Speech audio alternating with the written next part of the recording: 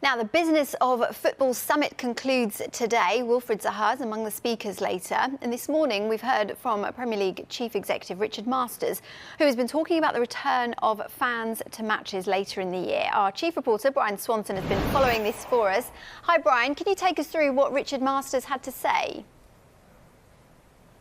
Well, Bella, Richard Masters said that he really doesn't want people to get used to the idea of Premier League games without supporters. He has consistently maintained that they cannot wait to get fans back at those games. And it's something that he reiterated in the summit this morning when asked specifically about the confidence that he felt over the fact that supporters would return. He said that, yes, I am confident, saying that no one can say because this pandemic is a way of surprising you, but we haven't lost hope. We might see a few back this season. This is something that he told us here on Sky Sports News last month. He said that I hope next season opens up quickly and we get fans back in real numbers. Remember, in terms of the coronavirus cases within the Premier League and English football, they are very low. Just 2 positive results were announced after the latest 2 rounds of tests, which mean there have been 242 positive results this season out of more than 45,000 results. That's just 0.5%.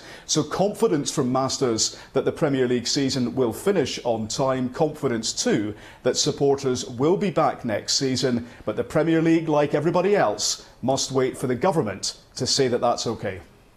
And Brian, Arsenal's chief executive Vinay Venkatesham was also talking today about the impact of online hate.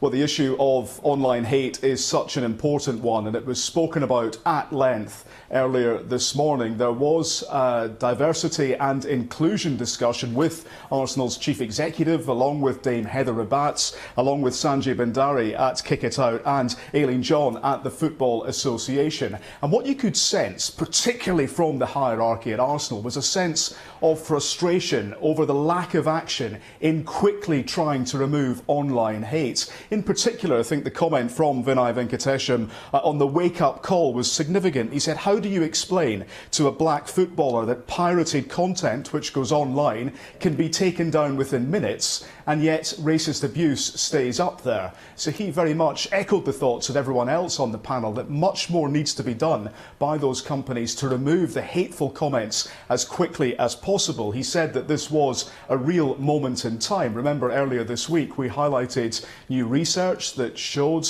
according to an artificial data science company, they had done a lot of online research on this, and they are trying to identify and remove the veil of anonymity around some of the online abusers. The suggestion, the claim that a small number of Arsenal season ticket holders may even have abused their own player, Granit Xhaka, and that was something that Arsenal were keen to stress to us, that they would move very quickly to try and stop and block anyone that had any kind of fan connection with the club. This is an important issue. It's one that will continue to dominate the agenda at the moment because the message from the clubs is clear, Bella. They want much more done on this.